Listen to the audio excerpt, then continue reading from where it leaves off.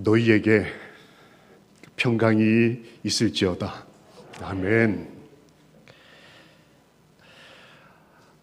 어쩔 수 없이 방송으로 함께 예배 드리시는 우리 하늘 가족 여러분, 그리고 고향을 찾으신 우리 마석 가족 여러분, 그리고 오늘 주의 전을 여전히 찾아오시고 지켜내신 우리 가족 여러분, 그리고 교회를 방문하셔서 명절에 또 안식일에 함께 예배드리게 된 우리 한 믿음 가진 우리 가족 여러분, 주의 은혜가 넉넉히 함께 하시기를 우리를 축복하시는 예수님 이름으로 기도합니다. 아멘.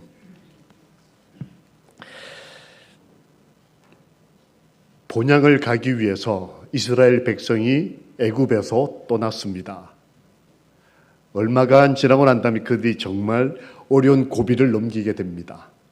이 홍해라고 하는 큰 어떤 인생의 이 강, 깊은 강을 이 바다를 앞에 놓고 믿음이 굳건해지는 귀한 경험을 합니다.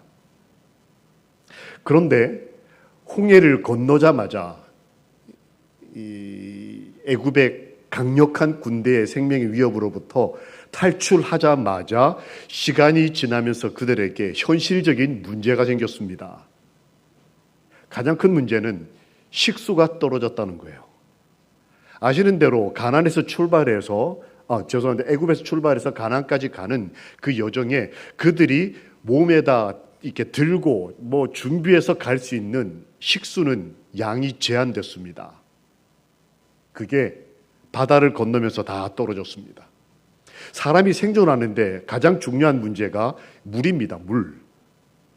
그런데 하나님께서 그때 마라라고 하는 사람이 잘 사용하지 않아서 오염되고 맛이 변해버린 그 샘을 깨끗게 하시는 기적을 통해서 이스라엘 백성에게 물을 해결해 주셨습니다. 이스라엘 백성이 생명의 위협으로부터 해방이 되고 그 다음에 생수가 공급됐습니다. 그런데 약 한 달 반이 지나고 난 다음에 출애굽 한 달 반, 한 45일이 지나고 난 다음에 두 번째 문제에 직면했습니다. 뭘까요? 식량이 떨어졌어요. 애굽에서 우리가 이제 추석 맞았으니까 물도 준비하고 도시락 준비하고 이제 여수까지 가려면 한 10시간 걸릴 수도 있으니까 이것저것 다 준비해서 가는데 이게 다 떨어진 겁니다.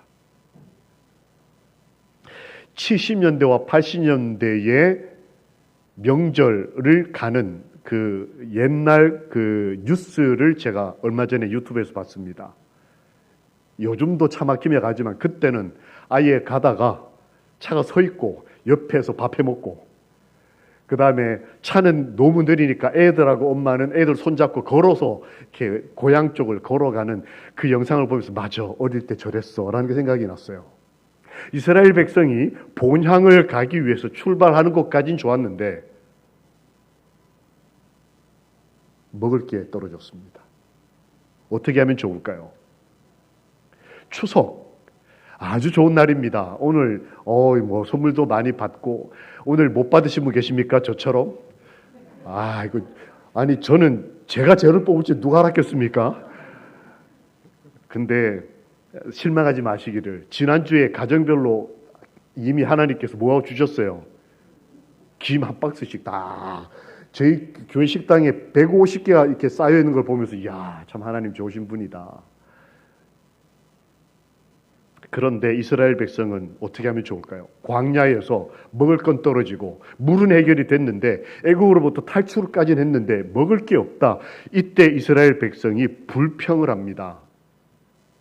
내가 예수 믿기 전에 참 잘 먹었는데 그 고기 굽는 가마 옆에서 고기를 마음껏 먹고 그리고 떡을 배불리 먹었던 때가 있었는데 그때 차라리 내가 죽었으면 좋았을 뻔했다. 하나님이 나를 왜 구원해 주셔가지고 근데 그때 죽었으면 좋았을 뻔했다. 이 말 앞에 뭐라고 되어 있냐면 여호와께서 나를 그때 죽이셨으면 좋았을 뻔했다. 이렇게 표현을 합니다. 내가 나중에 하늘나라 가서 구원받는 거 땡큐. 근데 당장 힘이 드는데 차라리 예수 믿기 전에 그 고기 마음껏 먹고 배불리 떡 먹고 이럴 때 하나님이 나를 죽였으면 훨씬 좋았겠다라고 이스라엘 백성이 불평합니다.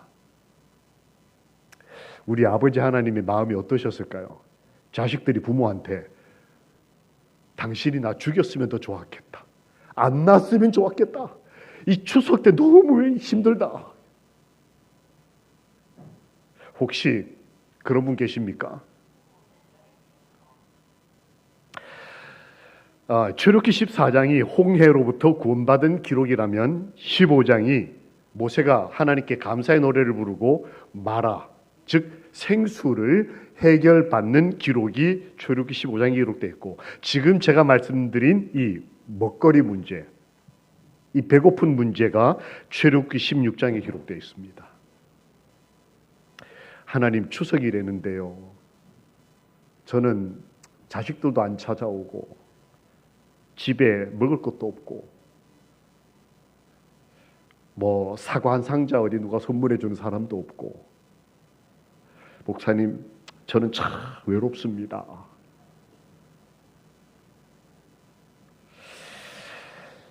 이스라엘 백성이 그랬던 것 같습니다. 그때 하나님께서 이 문제를 어떻게 해결하셨을까요? 두 가지를 선물해 주셨습니다.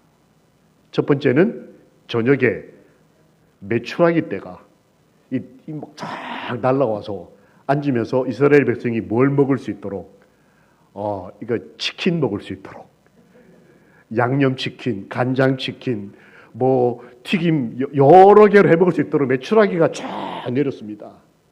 그러면 하나 해결됐어요. 우리가 고기 가마에서 고기 먹을 때 좋았다. 못 먹으니까 나 죽여주세요. 이거 해결을 하나님 해주셨습니다. 그 다음에 다음날 아침이 됐더니 뭐가 내렸습니까? 만나가 내렸어요. 그래서 떡 먹고 배부른 상태에서 저 죽여주세요라고 말했던 아들에게, 딸에게 하나님이 뭐 먹여주시는 거예요? 만이라고 불리는, 한국식으로 만나라고 불리는 떡 같기도 하고 과자 같기도 한, 튀겨 먹을 수도 있고 이래저래 요리해 먹을 수 있는, 그게 진에 가득히 내리는 기적을 하나님 베푸십니다. 하나님 아버지는 참 좋으신 분이셔요. 여러분, 제가 이거 하나 가져왔습니다. 이게 뭔지 다 보이십니까? 이 뭐죠?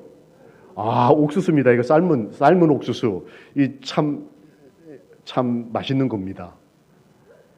이게 알갱이가 몇 개인지 맞추시는 분 제가 이거 드리겠습니다. 한 개 말고 여기에 있는 알갱이가 몇 개인지 맞추시는 분. 대충이라도 제일 근접하시면 제가 이거 하고 뭐 좋은 거 드리겠습니다.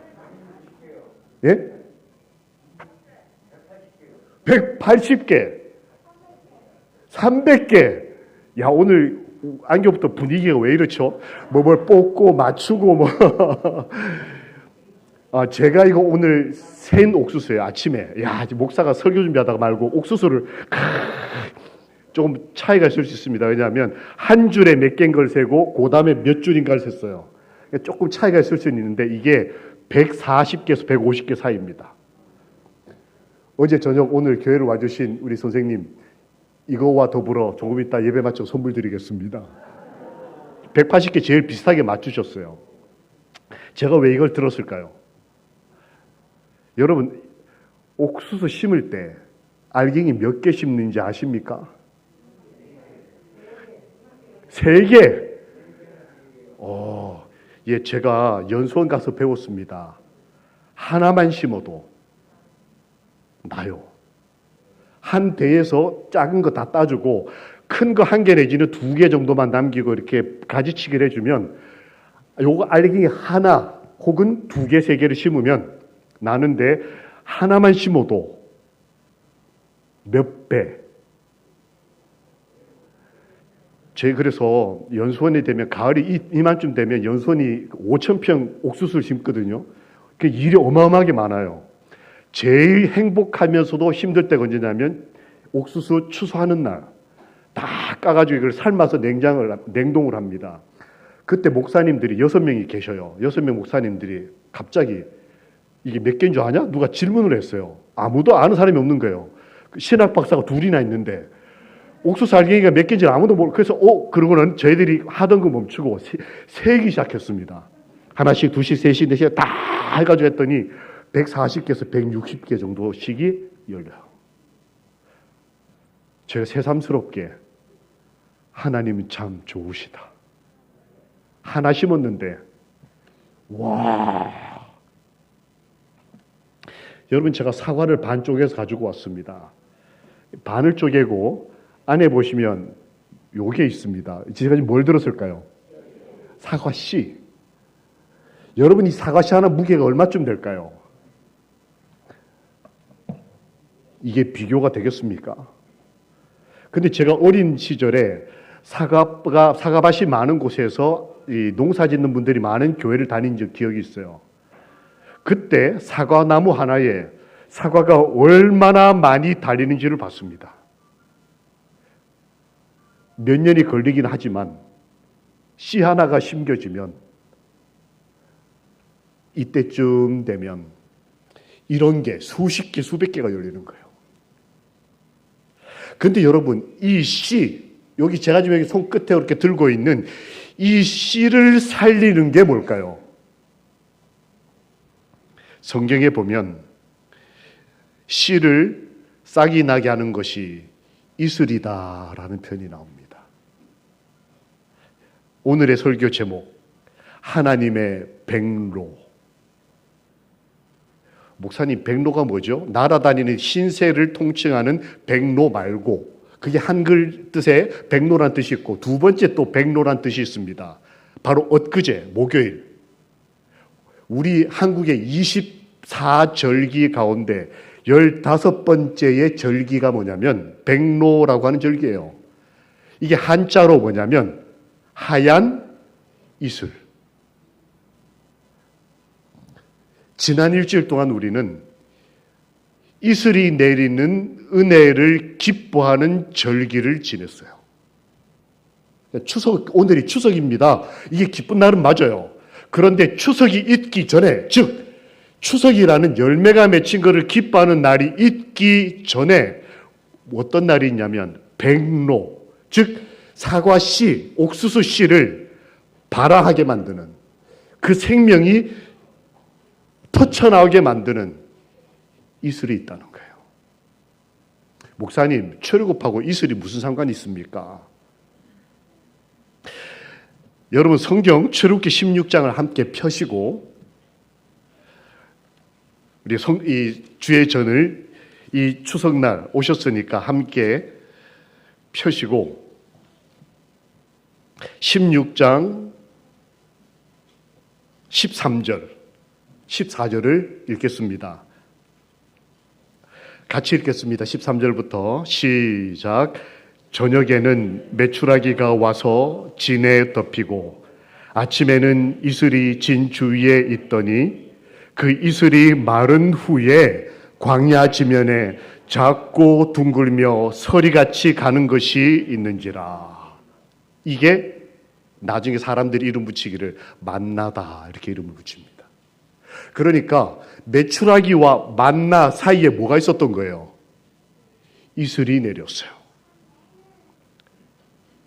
하나님께서 이스라엘 백성 뭘 먹고 살아야 할지, 어떤 인생을 살아야 할지 추석을 기대하고 있는 한 가난한 농부에게, 그리스도인에게 추석이라고 하는 것을 주시기 전에 뭘 주셨냐면 백로를 주셨어요.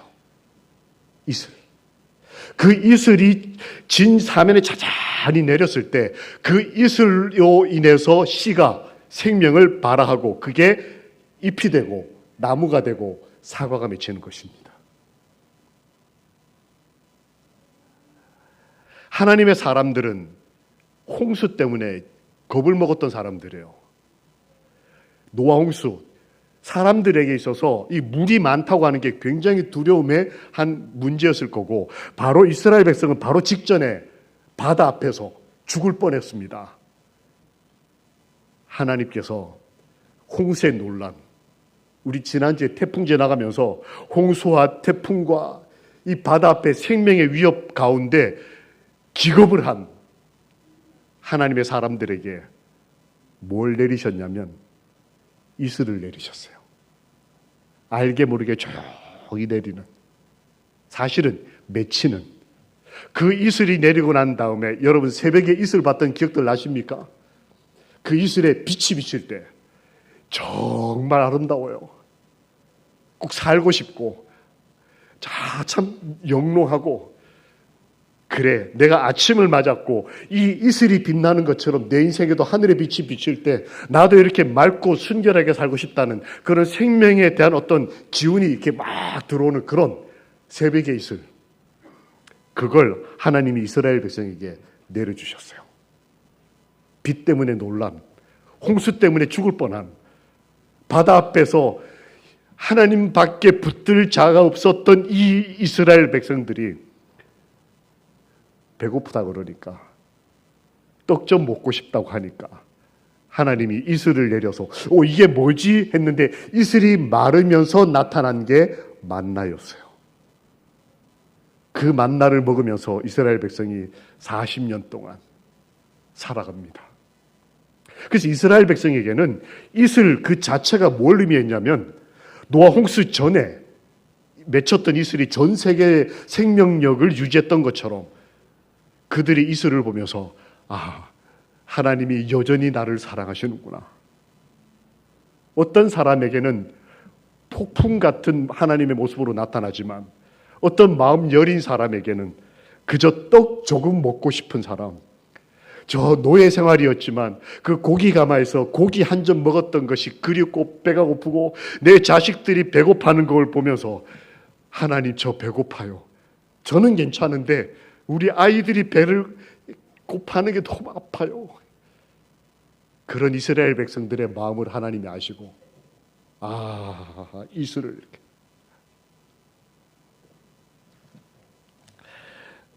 백로와 추석. 우리는 보통 이 추석에 집중을 합니다. 맺히는 열매들을 감사해요. 맞습니다. 하나님 주신 것들이에요. 그러나 무엇이 있어야 열매가 맺힌다? 이슬이 있어야. 아주 작은, 어느 날 아침에 누구나 볼 수 있는 내 인생 그 흔하게 흩어져 있는 그 풀잎 하나에 맺혀 있는 이슬, 그것 때문에 씨가 발아하고 그 씨가 나무로 되고 그 나무에서 추석이 맺히는 거예요.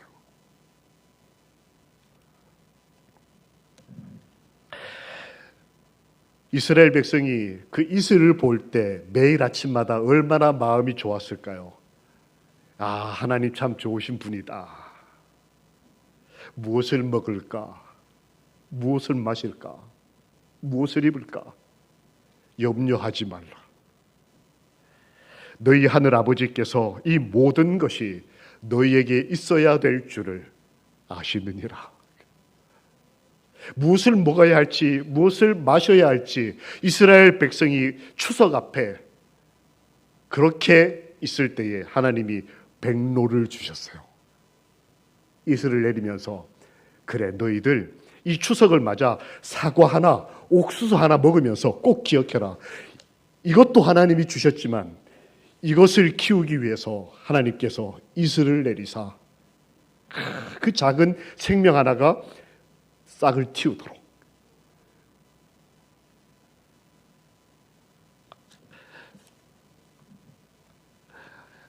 오늘 이 안식일학교 때 상을 여러분들이 이렇게 추첨을 통해 받으시는데 우리 한 장로님께서 인덕션을 받으셨습니다.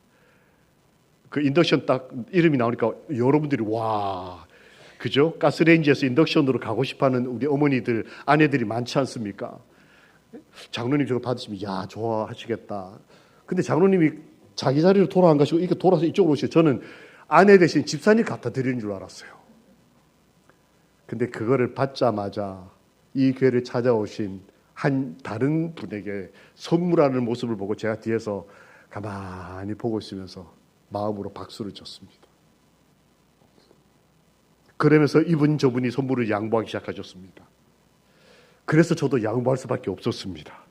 91번. 한 청년이 나왔습니다. 여러 개 중에 고르라 그랬더니 이 청년이 뒤를 보면서 엄마 눈치를 보기 시작했습니다. 여러분 다 기억나셔요? 그 청년이 누구야? 어디 앉았어요 지금? 네. 제가 저 청년이 효녀다. 왜냐하면 엄마한테 지금 한 살림 장만해 주려고 기왕이면 좋은 거, 자기 원하는 게 아니라 엄마가 좋아하는 거를 계속 참 뻔뻔. 교인들 다 보는데 고개를 딱 돌려서 엄마 뭐 이렇게. 근데 저는 뻔뻔인 줄 알았는데 뻔뻔이 아니었어요. 그 중에 가장 없어 보이는 휴지 한 마리. 제일 좋은 거를 고르는 게 아니고 엄마하고 딸이 합심해서 그 중에 제일 없어 보이는 선물을 고마워.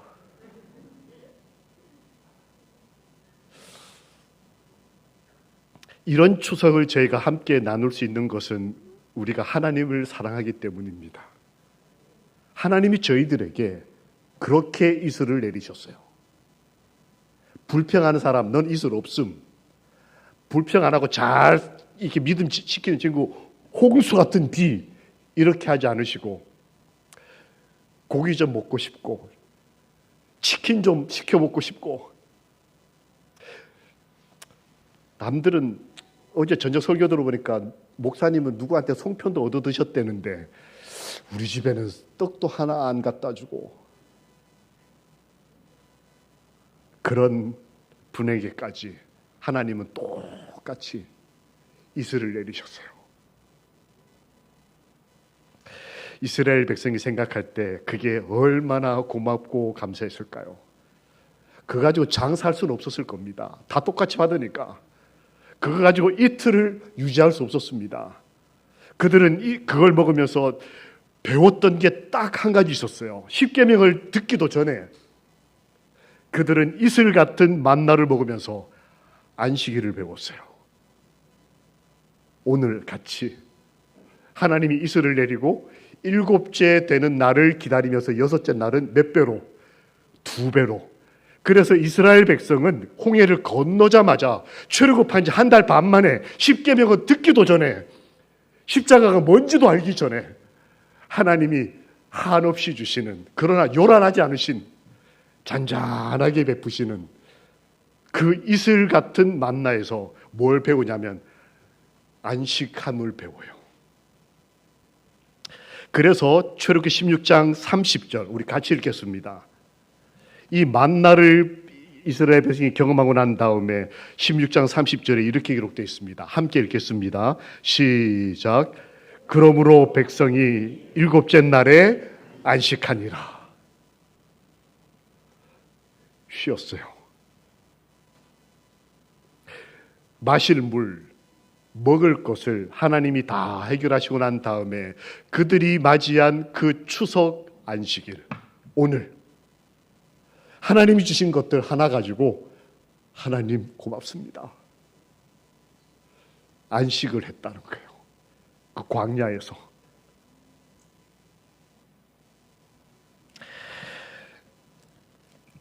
이슬이 뭘 의미하는 걸까요? 이슬은 노아 이전에는 이 세상의 생명을 유지하는 물줄기였습니다. 비라는 게 없었어요. 성경의 기록에 보면. 그런데 노아 홍수 후에 이제 이 천연계의 질서가 죄 때문에 영향을 받기 시작하면서 이슬이 사라진 것처럼 보였습니다. 이 사람들이 이슬로 만족하지 못하고 비, 이런 것들에 이렇게 눈이 번쩍했습니다. 근데 하나님께서 다시 한번 창조주의 증거로 이슬을 내리시기 시작하셨어요. 증언봉합 3권에 보면 이런 말씀이 있습니다. 푸른 들판, 높은 나무, 즐거운 햇빛, 이슬, 밤의 정막, 별이 반짝이는 하나님의 영광, 아름다운 달. 오늘이 몇백 년 만에 보는 가장 둥그런 달이 떴다고 그래요. 이 아름다운 달과 이슬은 창조주를 증거한다. 오늘 추석 안식일, 백로를 지내고 추석을 맞이한 안식일에 저희가 누구를 주목해야 하는 걸? 창조주 하나님. 나에게 옥수수 하나로, 한 알갱이로 이런 풍성함을 베푸시는 아버지, 이 무게 얼마 안 되는 사과씨 하나로 사과나무를 키우시고 수십 수백 개의 사과를 열게 하시고, 그리고 한 죄인 목사에게 사과 하나를 나누어 먹으라고 하시는 하나님, 그 하나님은 새벽에 이슬을 내리시는 마음이 따뜻한, 그리고 큰 소리 내지 않고 우리를 넉넉히 사랑하시는 우리 아버지십니다. 우리 그 아버지 하나님을 오늘 안식일 진심으로 찬양합시다. 아멘.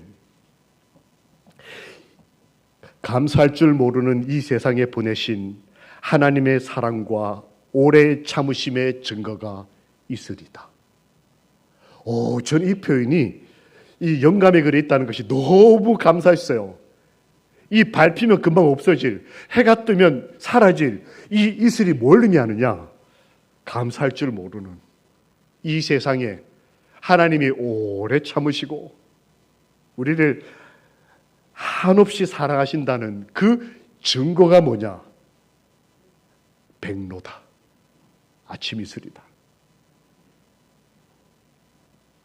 그것은 하나님의 자비와 은총이다라고 표현을 했습니다.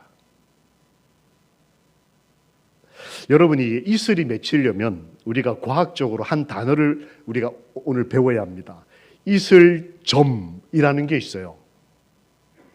이게 이슬이 뭐냐면 이 공기 중에 있는 습기가 떠다니다가 어느 시점이 딱 되면 온도에 의해서 그것이 모여가지고 물방울 결정체로 되는 거예요. 그 시간, 그 점을 이슬점이라고 부릅니다. 이슬이 영어로 dew, 이슬점, dew point라고 불러요. 이게 왜 중요하냐면 우리 사람마다 하나님이 이슬점을 주셨다는 거예요. 우리는 춥다는 것이 불편한 사람들이에요. 내 인생에 찬바람이 불어올 때, 백로가 지나고 나면 이제 가을로 접어들면서 추워집니다. 그 사람들은 내가 따뜻함을 잃어버리고 추위가 닥쳐올 때 고난이라고 생각을 합니다. 그런데 사실 이 추위는 하나님이 내 눈에는 보이지 않지만 내 인생에 뿌려놓으신 그 물줄기들, 그 물방울들을 모으는 역할을 해요. 그래서 이슬점이라는 게 뭐냐면 추운 공기가 내 주변에 있는 습기를 하나로 만들어서 이슬로 맺히게 하는 온도가 이슬점이에요. 내 인생에 이슬이 맺히는 순간, 그것은 내 인생에 있는 하나님의 은혜와 죄의 이 차가움, 이것이 충돌하는 것처럼 보이지만 그 가운데 우리가 절망하고 좌절하고 배고파할까 봐 하나님이 이슬을 맺히게 하시는 순간이에요. 내가 어려울 때, 참 힘들어서 이러지도 저러지도 못하는 순간 내 눈에 이슬 같은 눈물이 맺히는 그것은 하나님이 내 삶에 있는 많은 은혜들을 모아서 내가 너를 얼마나 사랑하는지, 내가 너를 얼마나 오래 참아왔는지를 가르쳐 주시기 위한 이슬점, 이슬이 맺히는 순간이라는 것입니다. 이 출애굽기 16장, 이 먹을 게 없고 마실 게 없었던 이스라엘 백성에게 하나님이 이슬점까지 내려가는 온도를 주셔서 이슬이 맺히도록 해서 하고 싶었던 말이 뭘까? 내가 너희 아버지다. 안식일에 이제 이곳에 와서 마음껏 쉬어라. 내가 너희를 먹여줄 것이고, 내가 너희를 마시게 할 것이고, 값없이 생수를 줄 것이고, 의의 옷을 입힐 것이고, 그러니 무엇을 먹을까, 무엇을 마실까, 무엇을 입을까 염려하지 말고 새벽 이슬을 허락하시는 하나님을 바라보라. 너희 아버지시다.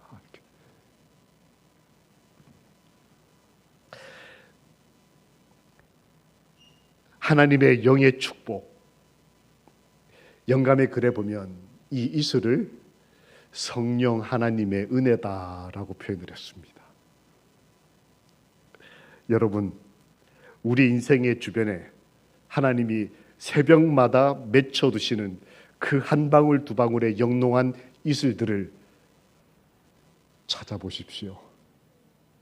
너무 바빠서, 너무 뜨거운 태양빛에, 너무 한꺼번에 쓸려나가는 홍수 때문에 우리가 미쳐보지 못했던, 내 인생에 하나님이 흩어놓으셨던 그 잔잔하고 고요하고 그 풍요로웠던 그 이슬들, 그것이 매일 아침마다 내 삶의 주변에 맺히고, 그래서 우리가 그걸 발견할 때마다 하나님이 살아계시며 우리를 사랑하시고, 내가 너희들을 위해서 벼에 싹을 틔우고 사과나무에 싹을 씨를 틔우고 옥수수에 그 생명력을 불어넣고, 그래서 너희가 추석날 떡도 해먹고 과일도 서로 나눠 먹고 기뻐하도록 내가 백로가 되어주겠다.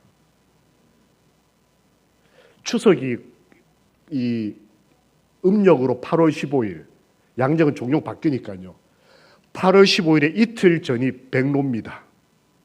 우리는 추석이 될 때 꼭 기억해야 될 게, 이 열매는 거저 맺히는 게 아니다. 농사꾼의 노력도 필요하지만 그보다 먼저 하나님의 은혜, 새벽 이슬 같은 그 하얀 이슬이 이 세상의 생명을 싹나게 하고 결국 나와 내 아이들에게 배불리 먹여주시는구나. 시대소망 671페이지에 이슬은 성령이다라고 한 주의 종이 그렇게 쓰셨습니다. 이 시대에 우리 셋째 천사의 기별의 시대, 이 라오디게아 교회 시대, 이 시대를 살아가는 사람들에게 하나님께서 약속하신 두 가지 은혜가 있습니다. 하나는 이슬과 하나는 늦은 비, 이렇게 표현이 되어 있어요. 이 둘 다 성령 하나님을 상징한다. 우리가 늦은 비, 하나님의 폭포수같이 주신 은혜도 기도하고 기대해야 되겠지만, 잔잔한 매일 아침 우리를 찾아오시는 모닝 듀, 새벽 이슬,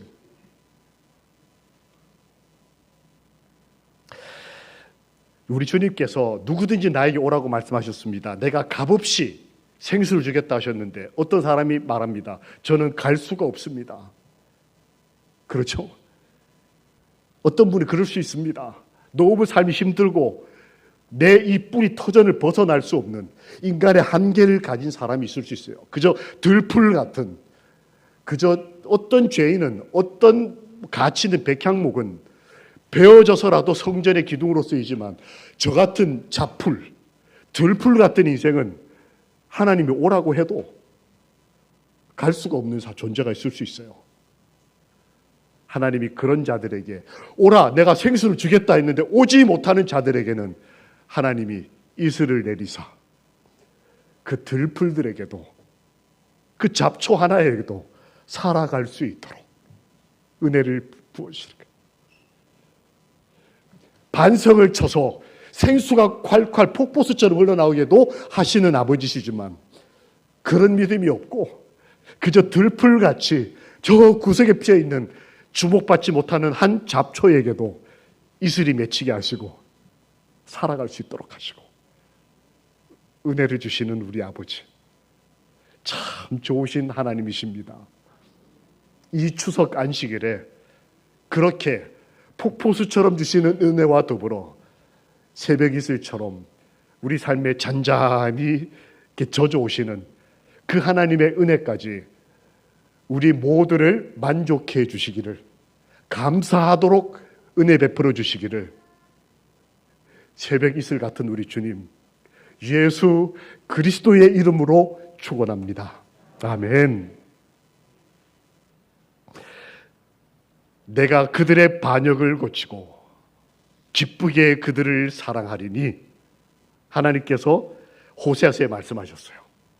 하나님의 새벽 이슬이 마르고 난 다음에 거기서 만나가 나왔다는 걸 잊어버린 이스라엘 백성, 내가 옛날에 하나님의 은혜로 먹고 살았다는 걸 잊어버린 이 교만한 이스라엘 백성이 무너질 때 하나님께서 다시 말씀하십니다. 호세아 14장 4절, 내가 그들의 반역을 고치고 내가 그들을 기쁘게 사랑하리니 진노가 그들에게서 떠났습니다. 그리고 이렇게 말씀하셔요. 내가 이스라엘에게 이슬과 같으니. 하나님이 저희들에게 내가 너희를 폭포수 같은 은혜로 베풀어주고 하늘의 만나를 이렇게 40년 동안 줬는데도 너희가 나를 잊어버렸느냐? 너희가 이런 좋은 집에 살고 좋은 차를 타고 맛있게 배부르게 밥을 먹었으면서 너희가 하나님을 잊어버리고 이렇게 슬퍼하느냐? 내일 죽을 것처럼 이렇게 고통하느냐?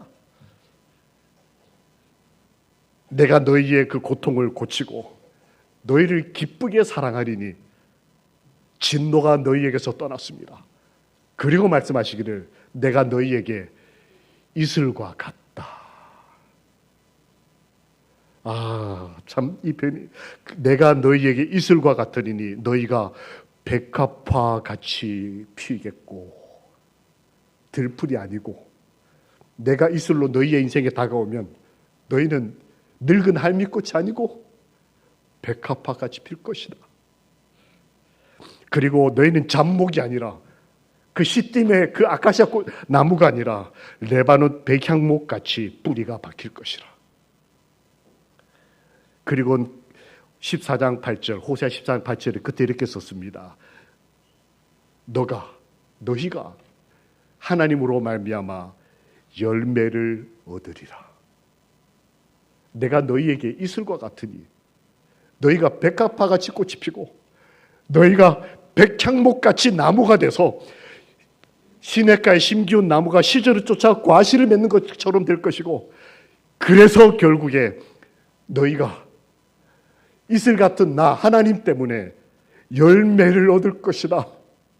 사랑과 희락과 화평과 오래 참음과 자비와 양선과 충성스러움과 온유와 절제와 옥수수와 사과와 우리로 열매 맺게 하시는, 우리에게 잡초 같았던 우리 인생에게 아무것도 아니었던 날아간 한 씨앗에게 생명을 주시는 이슬 대신 여호와 하나님이 우리 아버지십니다.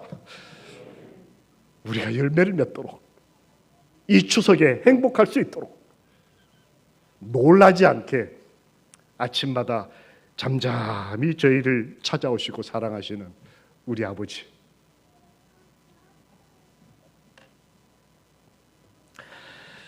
하늘은 이슬이 내리는 곳이라고 신명기서에 기록되어 있습니다. 우리가 하늘 본향에 가고 싶어 합니다. 원래 에덴 동산은 이슬이 내리던 곳이에요. 하나님의 은혜가 내리던 곳. 신명기 33장에 영원하신 하나님이 너희 처소가 되리니 그곳에는 이슬이 내릴 것이다. 본향입니다. 이스라엘이여 너희는 행복자로다. 그 다음에 하신 말씀이 이거였어요. 하나님이 너희 초소가 되실 것이고 하나님이 너희 이슬이 되어 그곳에는 이슬이 내리는 땅이 될 텐데 너희는 그곳에서 열매를 맺을 것이고 행복한 사람이 될 것이다.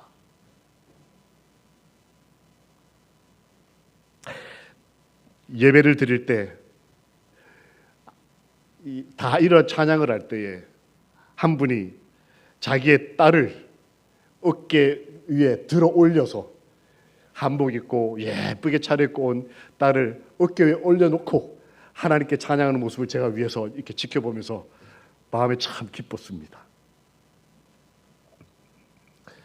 하나님께서 우리의 아버지가 되시며 그의 오른팔이 우리를 안아 들어 올리신다는 표현이 성경에 있어요.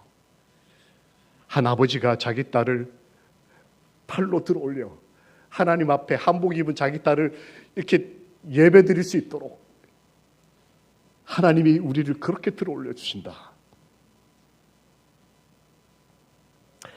남은 자는 여호와께로부터 내리는 이슬 같겠다라고 이 가서에 기록되어 있습니다.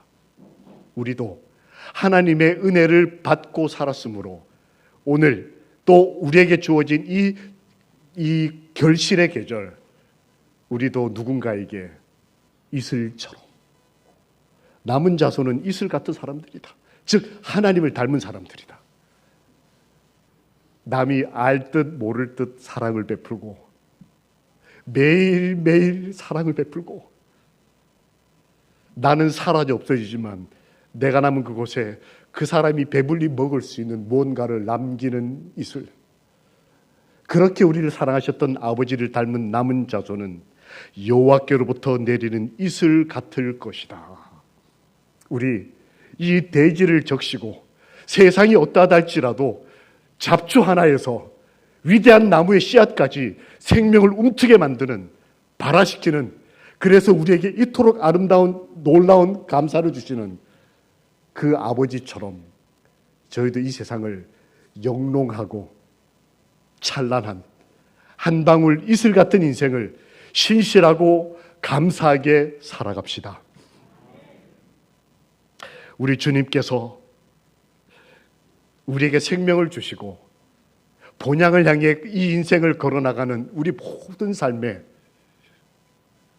이슬 같은 축복을 내리사 백로와 추석이 같이 만나는 오늘 안식일, 우리 삶에도 백로 되시는 하나님과 이 추수의 감사와 가족의 모임을 기뻐하는 이 모든 안식일의 기쁨이 다 합하여 오직 여호와께 영광이 되고 이 땅에 우리 가정에 평화가 임하시기를 우리 주님, 우리의 생수 되시는 예수 그리스도의 이름으로 축원합니다.